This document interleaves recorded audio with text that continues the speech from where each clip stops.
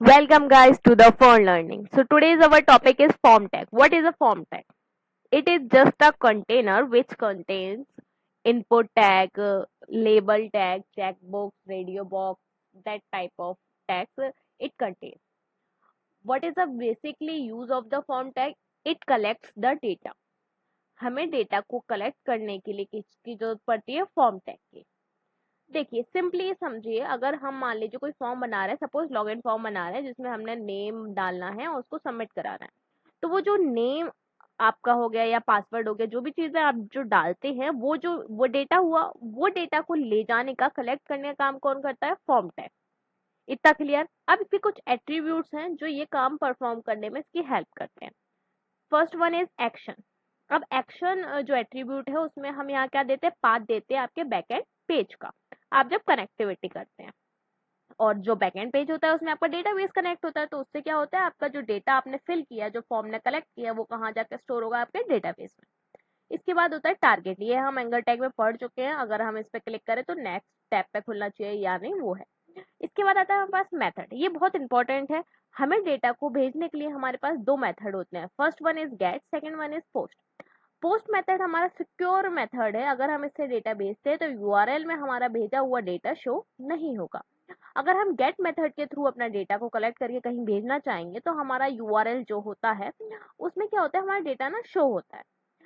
एक हमारे पास एट्रीब्यूट होता है ऑटो कंप्लीट। ऑटो कंप्लीट का मतलब ये होता है, जैसे कि कई बार आपने गूगल फॉर्म भरे होंगे, जैसे मान लीजिए आपने आपका नाम फिल किया, अब कुछ महीने बाद आपने कोई एक और फॉर्म फिल किया, तो उसमें नाम के आगे आपका ऑटोमेटिकली सजेशन दिखाता है आपका नाम, कि आप उस पर क्लिक करेंगे और ऑटोमेटिकली फिल हो जाएगा। उसको बोलते हैं ऑटो कंप्लीट। अपनी रिक्वायरमेंट के हिसाब से हम इसको ऑन या ऑफ करते हैं।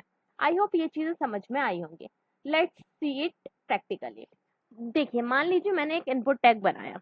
अभी ये इनपुट टैग क्या होता है ये सब हम डिटेल में पढ़ेंगे, अभी बस आपको मैं फॉर्म टैग का यूजेस बता रही हूँ।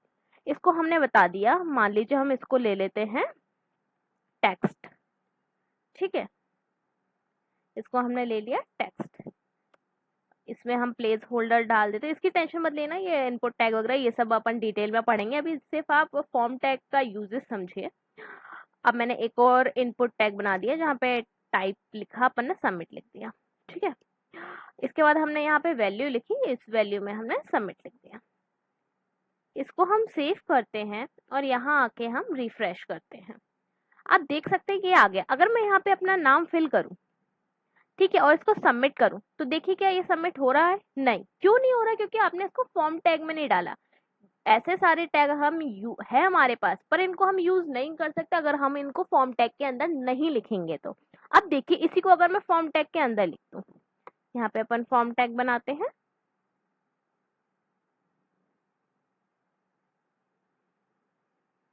सेव करके हम यहाँ पे रिफ्रेश करते हैं। अब देखिए अगर अब मैं कुछ फिल करूं और डेटा सबमिट करूं तो क्या होगा? वो रिफ्रेश हो रहा है पेज, मतलब वो सबमिट हो रहा है।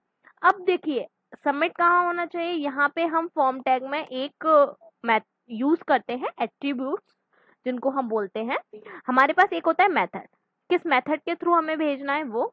एक होता है हमारे पास एक्शन। ये सब जब हम बैकएंड वगैरह पढ़ेंगे तब सीखेंगे। अभी आप बस इतना समझिए, यहाँ पे जो भी फॉर्म में आप डेटा लिखते हैं, नेम हो गया, आपका फोन नंबर हो गया, आपका ईमेल एड्रेस हो गया, ये सब अगर आपको डेटा कलेक्ट करना है तो आपको ये सारे टैग किसके अंदर लिखने पड़ेंगे? फॉर्म टैग के अंदर। ठीक है, मेथड में हम कौन सा मेथड यूज करेंगे? वो होता है गेट। हमारा सिक्योर नहीं होता है, पोस्ट हमारा सिक्योर होता है। एक्शन में हम अपना बैकएंड की पेज का पाथ देते हैं। आई होप आपको फॉर्म टैग का यूजेस समझ में आ गया होगा। बाकी डोंट वरी, अगर कुछ चीजें आपको क्लियर नहीं है तो नेक्स्ट वीडियो में, आगने वाली वीडियो में हम डिटेल में फॉर्म टैग पढ़ेंगे, उसके अंदर हम कौन कौन से टैग्स यूज करते हैं, बाकी फॉर्म टैग को बैकएंड से कैसे कनेक्ट करते हैं ये भी हम आगे देखेंगे जब हमारा एचटीएमएल पूरा खत्म हो जाएगा। मिलते हैं गाइस नेक्स्ट टॉपिक के साथ नेक्स्ट वीडियो में। Thank you.